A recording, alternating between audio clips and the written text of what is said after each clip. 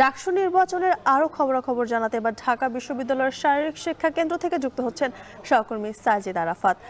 সাজিদ, নির্বাচন নিয়ে প্রার্থী এবং ছাত্র নেতারা কি অভিযোগ জানিয়েছেন জানাবেন।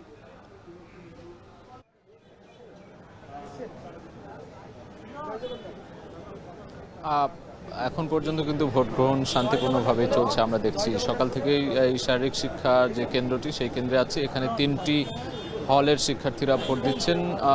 মোটা থেকে বলা চলে এখন কিন্তু ভোট দেওয়ার 8টা থেকে শুরু হওয়ার পর কিন্তু 3 ঘন্টার মতো পেরিয়ে গেছে। এখন আমরা লাইন দেখছি, লাইনে কিন্তু সাধারণ শিক্ষার্থীরা যারা ভোটার তারা তাদের পরিচয়পত্র দেখিয়ে এখানে প্রবেশ করছেন। এবং কিছুক্ষণ আগে এখানে মেঘমল্লার বসু, যিনি জিএস প্রার্থী, বাম সমর্থিত যে প্রতিরোধ পর্ষদ প্যানেল, তিনি এখানে এসেছেন। তিনি অসুস্থ, হুইল চেয়ারে করে তাকে আমরা ভোট কেন্দ্রে আসতে দেখেছি। তিনি ভোট কেন্দ্রে প্রবেশ করেছেন, এখনও কিন্তু বের হননি। এছাড়াও অন্যান্য যে সাধারণ শিক্ষার্থীরা রয়েছেন, যারা সাধারণ ভোটার, সেই ভোটাররা কিন্তু লাইনে দাঁড়িয়ে আছেন। আমরা দেখছি সবার মধ্যে একটা উৎসব মুখর একটা পরিবেশ বিরাজ করছে এখানে। তবে আপনি যেটি বলছিলেন যে কিছু অভিযোগ, পাল্টা অভিযোগ, এগুলো কিন্তু ছিল। সকাল থেকে আমরা দেখছি বিভিন্ন কেন্দ্রে কেন্দ্রে ঘুরে কেন্দ্রীয় ছাত্র নেতারা কিংবা যারা ভিপি প্রার্থী, জিএস প্রার্থী, বিভিন্ন প্যানেলের, তারা একে অপরের বিরুদ্ধে অভিযোগ, পাল্টা অভিযোগ করছে। এই অভিযোগগুলোর সত্ত্বেও আমরা দেখছি যে শান্তিপূর্ণ অবস্থার মধ্যে এখন পর্যন্ত ভোট গ্রহণ চলছে। কিছুক্ষণ আগে এখানে দেখেছি আমরা ছাত্রদলের যে কেন্দ্রীয় সভাপতি রাকিবুল ইসলাম, তিনি এসেছিলেন। তিনি ভোটারদের সাথে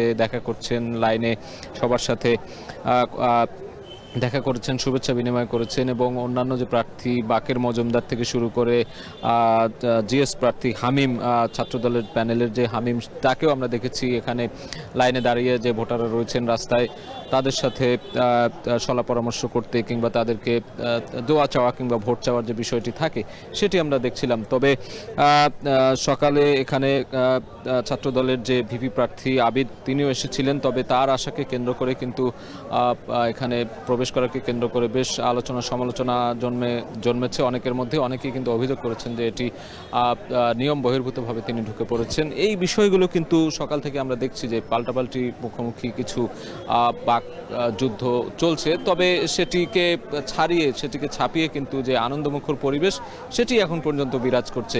ভোটের মাঠে হয়তো বা কথার লড়াই থাকবে, কথার যুদ্ধ থাকবে, সেটিকে পাশ কাটিয়ে এই যে আজকে যে উৎসবমুখর পরিবেশে ভোটাররা ভোট দিচ্ছেন, অনেকে প্রথমবারের মতো ভোট দিচ্ছেন, সেই অভিজ্ঞতা তারা আমাদেরকে জানাচ্ছিলেন এবং সেটি বেশ স্বাচ্ছন্দ্যে তারা ভোট দিচ্ছেন। এই ছিল এখন পর্যন্ত আমার কাছে থাকা সবশেষ খবর। ঢাকা বিশ্ববিদ্যালয়ের শারীরিক শিক্ষা কেন্দ্র থেকে যুক্ত ছিলেন সহকর্মী সাজিদ আরাফাত।